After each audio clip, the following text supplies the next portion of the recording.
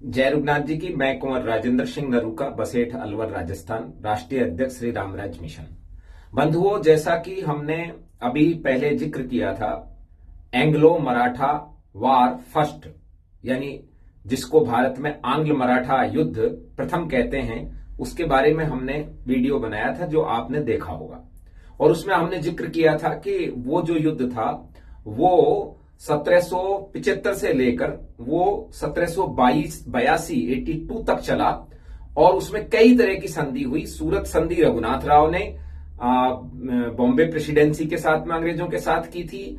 फिर कलकत्ता प्रेसिडेंसी, जो बंगाल प्रेसिडेंसी है, वो नाना फडणवीस के लाने से सिसु पेशवा की तरफ से आ गई और उन्होंने फिर पुरंदर की संधि की। और फिर पुरंदर की संधि के बाद उन्होंने बड़गांव की संधि की। बड़गांव की संधि के बाद फाइनली उनकी जो संधि थी वो सालवाई संधि हुई, जिसके तहत रघुनाथ राव पेशवा को 3 लाख की पेंशन पर ईयर की दे दी गई और कुछ एरियाज जो इनके पेशवा के साम्राज्य में थे उनको दे दिया गया।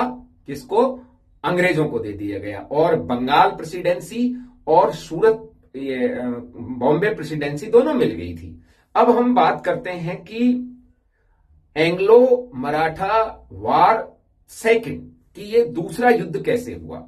चूंकि हमारा मकसद ये नहीं है कि आपको इतिहास का एक एक शब्द और तारीख रटा दी जाए, इसलिए मेमोरी के आधार पर कुछ तारीखों का यदि ऊपर नीचे हो जाता है तो आप उनको, जो इतिहास के विद्यार्थी हैं, वो सिलेबस से चेक कर सकते हैं। हम यहां मोटा मोटा उस कॉन्सेप्ट पर चर्चा कर रहे हैं कि जो कॉन्सेप्ट भारत में फैलाया गया है कि पेशवाज भारत के पक्ष में अंग्रेजों से लड़े थे, उस नरेशन के ऊपर हम बात करेंगे कि इसमें सच्चाई कितनी है। कि ये जो पेशवा 1752 से पावर में आए, जो पहले पेशवा, पहले बालाजी विश्वनाथ, फिर उनके बाजीराव फर्स्ट जो है, जो 1740 तक थे, फिर 1740 के बाद बालाजी विश्वनाथ थे, बालाजी बाजीराव थे, और फिर बालाजी बाजीराव के बाद माधवराव पेशवा बने जो 1772 में एक्सपायर हो गए। और जब 1772 में वो एक्सपायर हो गए तो उसके बाद में रघुनाथ राव पेशवा बने। नारायण राव बनाया, लेकिन नारायण राव जो माधवराव फर्स्ट का भाई था, जिसको मार दिया, धोखे से मार दिया, हत्या कर दी रघुनाथ राव पेशवा ने। और रघुनाथ राव पेशवा माधवराव के काका थे, नारायण राव के काका थे। और फिर नारायण राव की पत्नी के बाद में बच्चा गर्भ में था तो उस बच्चे को, शिशु पेशवा को, इन्होंने एक काउंसिल बनाकर बैठाया, जिस काउंसिल के अध्यक्ष बन गए नाना फडणवीस, और वो पेशवा की तरफ से अपना अधिकार प्रयोग करते थे। तो 1782 में जो ये संधि हुई, इस संधि के तहत भारत में स्थायी रूप से अंग्रेजों के साम्राज्य हो गए। इस संधि में एक बात ये रखी गई थी कि अगले 20 वर्ष तक पेशवाज और पेशवा की जो सेना, होलकर, सिंधिया, गायकवाड़ और भोंसले, नागपुर के भोंसले, ये सेनाएं जो है अब अंग्रेजों के खिलाफ नहीं लड़ेंगी और अंग्रेज और इस एम्पायर के बीच में, पेशवा के साम्राज्य के बीच में कोई युद्ध नहीं होगा, ये बात रख दी गई। लेकिन पेशवा और भारत में जो और टेरिटरी थी, उन टेरिटरियों के बीच में युद्ध होते रहेंगे, इस तरह का कोई रोक टोक नहीं लगी। या अंग्रेज भारत की और दूसरी टेरिटरी है उन पर आक्रमण करेंगे तो पेशवा उनका साथ देंगे, ये और एक नई संधि हो गई थी।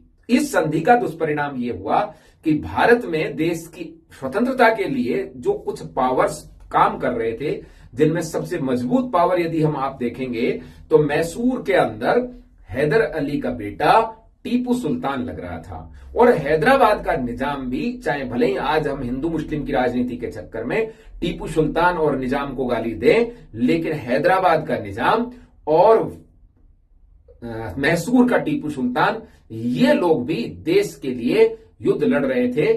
पेशवाओं ने उस समय, अब पेशवा कौन बन गया है? 1802 वाला जो ये जो 1782 वाला जो पेशवा है, ये पेशवा सिसु पेशवा है जो 1775 से चल के आ रहा है। लेकिन इन द मीन टाइम उसकी डेथ हो जाती है।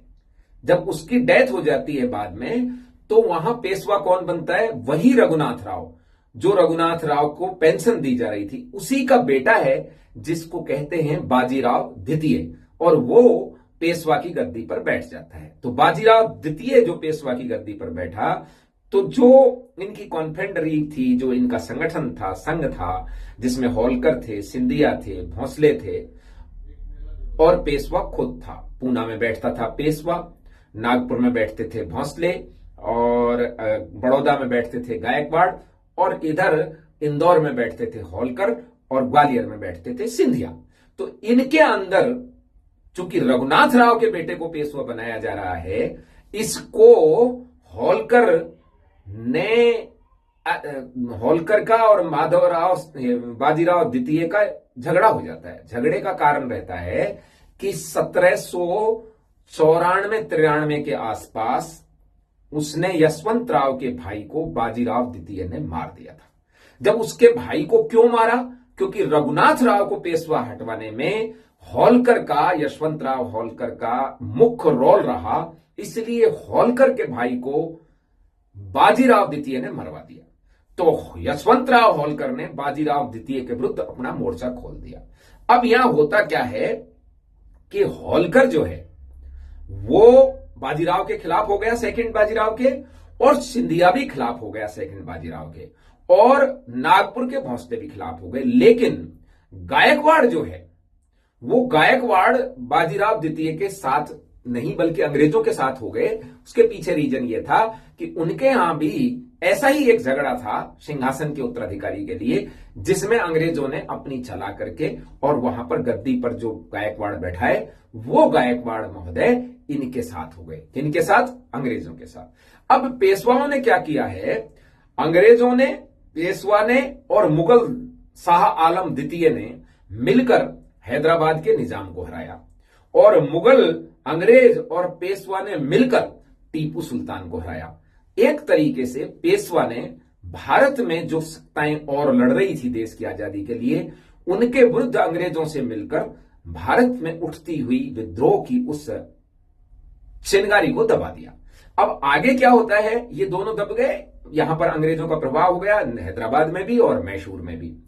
अब ऐसी स्थिति में जो सबसे बड़ी समस्या आई वो आई बाजीराव द्वितीय की। अब बाजीराव चूंकि 82 से लेकर 1802 तक कोई लड़ाई नहीं, लेकिन 1802 में अचानक बात उठती है कि इसको 1796 में ही भगा दिया था। यशवंतराव होलकर ने पेशवा मानने से मना कर दिया था, किसको? बाजीराव द्वितीय को। तो बाजीराव द्वितीय अपने अंग्रेजों के पास चला गया, जो उस समय लॉर्ड गवर्नर जनरल थे वेलेजली, और वेलेजली के पास गया।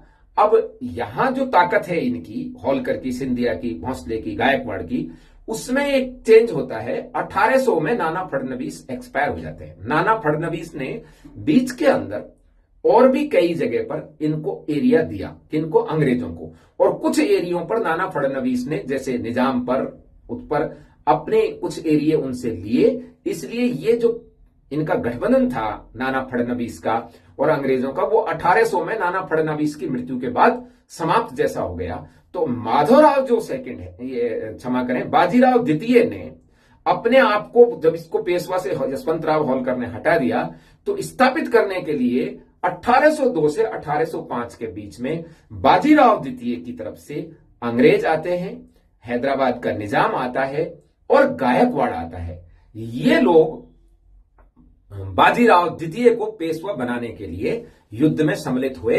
1802 से 1803 से 1805 का ये युद्ध, जिसको एंग्लो मराठा द्वितीय युद्ध कहते हैं। अब इनके दोनों पक्षों को आप जान लें। दूसरी तरफ कौन है? दूसरी तरफ है नागपुर के भोंसले, ग्वालियर का सिंधिया, और आपका जो नाना फडणवीस कह सकते हैं अपन, जो नाना फडणवीस तो खैर एक्सपायर हो ही गए, लेकिन गायकवाड़ जो है और होलकर, सिंधिया, ये हैं उधर की तरफ से लड़ रहे हैं, जो उस पेशवा से हटाना चाहते हैं। और ये सपोर्टेड है, सेकंड जो एंग्लो मराठा युद्ध है, ये भरतपुर की स्टेट द्वारा सपोर्टेड है। यानी भरतपुर के महाराजा ने अंग्रेजों से इस पेशवा की या पेशवाई सेना की या सिंधिया और होलकर की सेना की मदद के लिए दुश्मनी मोड़ ले ली। और इधर से कौन लड़ रहा है? इधर से जो सेना लड़ रहे हैं, उन लड़ने वालों में सबसे जो मजबूत नाम है वो माधवराव, ये बाजीराव द्वितीय का नाम है। हैदराबाद के निजाम का नाम है, अंग्रेज गवर्नर जनरल हैं जो वेलेजली है, और भी हैं, और इनकी ट्रूप्स हैं इधर। और उधर दूसरी तरफ कौन कौन है? दूसरी तरफ है राघोबा भोंसले। और राघोबा भोंसले एक हैं सरदार सम राजपूत हैं, वो सरदार बैनी माधव सिंह राजपूत हैं जो वहां से लड़ रहे हैं, क्योंकि मालवा की सेना, मालवा के आसपास राजपूत भी हैं जो होलकर के साम्राज्य में या होलकर के राज्य में आते थे, क्योंकि होलकर उधर से लड़ रहे हैं। दूसरे हैं राणा, एक और राणा भी हैं जो कि वहां से लड़ रहे हैं, किधर से? पेशवा के दूसरी तरफ, पेशवा के विपरीत साइड से। होलकर, सिंधिया और भोंसले, और साथ में भरतपुर की स्टेट उनकी मदद कर रही है, डायरेक्ट युद्ध में नहीं है। और इधर कौन कौन है? इधर है ये बाजीराव द्वितीय, निजाम और वेलेजली। और ये युद्ध होता है 1803 से लेकर 1805 तक। और इस युद्ध में जो बाजीराव द्वितीय है इसको जिता लिया जाता है, अर्थात इसको पेशवा बना दिया जाता है। और वो जो हैदराबाद के इसका ग्वालियर का सिंधिया और होलकर भी इस युद्ध के तहत इनके साथ अंग्रेजों की एक वहां पर भी तैनात हो जाता है। लेकिन जो इसको वहां तैनात किया था बाजीराव द्वितीय को पुणे में, इसके साथ यह तय हो गया कि बहुत सा बड़ा हिस्सा इस साम्राज्य का सूरत सहित, भरूच सहित, ये दे दिया गया किसको? ये दे दिया गया अंग्रेजों को, ईस्ट इंडिया कंपनी को। और यहां पर जो पेशवा बाजीराव द्वितीय है, इसकी सेना के लिए 6 लाख अंग्रेज, क्षमा करना 6000 अंग्रेज पुणे में स्थायी रूप से अंगरक्षक के रूप में तैनात हो गए।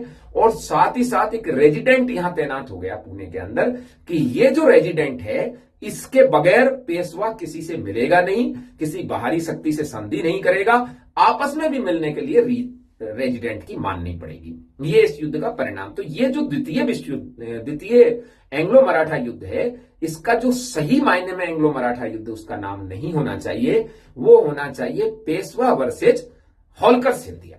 क्योंकि पेशवा जो है बाजीराव द्वितीय, इसको गद्दी पर बैठाने के लिए अंग्रेजों को लड़ना पड़ रहा है पेशवा की ओर से। तो पेशवा वर्सेज सिंधिया ये युद्ध है। होलकर, सिंधिया और भोंसले उधर से हैं और भरतपुर द्वारा सपोर्टेड है। और इधर से जो युद्ध है वो लड़ रहे हैं गायकवाड़, बाजीराव द्वितीय, लॉर्ड वेलेजली और हैदराबाद का निजाम, ये इधर से लड़ रहे हैं। तो कुल मिलाकर जो लड़ाई है वो देखा जाए तो इंटरनल लड़ाई है, अंग्रेज इसमें सिर्फ बेनिफिट उठा रहे हैं। तो ये आपके माइंड से साफ कर लीजिए कि जिस तरह से पहला युद्ध रघुनाथ राव और सिसु पेशवा के बीच था, ऐसे ही ये दूसरा युद्ध रघुनाथ राव के बेटे बाजीराव द्वितीय और उसे पेशवा नहीं मानने वाले होलकर, सिंधिया और भोंसले के विरुद्ध था। इसमें किसी भी प्रकार का अपने को यह कहना जरूरत नहीं है कि यह एंग्लो मराठा युद्ध है। इसको नाम जानबूझ के एंग्लो मराठा युद्ध रखा गया। इस युद्ध का परिणाम यह हुआ कि सिंधिया, होलकर और आपका भोंसले ये भी अंग्रेजों के अंडर में आ गए। और ये जो इनका ये था पेशवा, ये तो पूरी तरह अंग्रेजों के पास था ही। अब यहां हमको एक चीज समझ लेनी चाहिए कि ये जो सिंधिया है, जब ये अंग्रेजों के साथ मिल जाता है तब तो ये विरोधी मान लेते हैं, इसको मराठा नहीं रहता। और जब ये पेशवा के साथ मिल जाता है, राजपुताने में आक्रमण करता है, तो ये माना जाता है कि साहब ये मराठा है। तो ये जो द्वितीय है इनका एंग्लो मराठा युद्ध, उसको आप यूं ही समझिए कि ये बाजीराव द्वितीय को पेशवा बनाने के लिए युद्ध हुआ था। और इस पेशवा बनाने के युद्ध में पूरी मदद जो है अंग्रेजों ने की, हैदराबाद के निजाम ने की और गायकवाड़ ने की। और दूसरी तरफ सिंधिया, होलकर और भोंसले लड़ रहे थे जो भरतपुर स्टेट द्वारा सपोर्टेड थे। ये एंग्लो मराठा द्वितीय युद्ध का जिक्र है, जिसे आप समझने का प्रयास करें और ये देखें कि इसमें देश का मतलब है या पेशवा और सिंधिया के बीच की लड़ाई है। आपने यदि ये अच्छा लगा हो तो इसको आप शेयर कीजिएगा। अगले वीडियो में हम एंग्लो मराठा तृतीय युद्ध के बारे में जिक्र करेंगे, वो भी कुछ ऐसा ही इसी तरह का निकलेगा। बहुत बहुत धन्यवाद। जय रघुनाथ जी।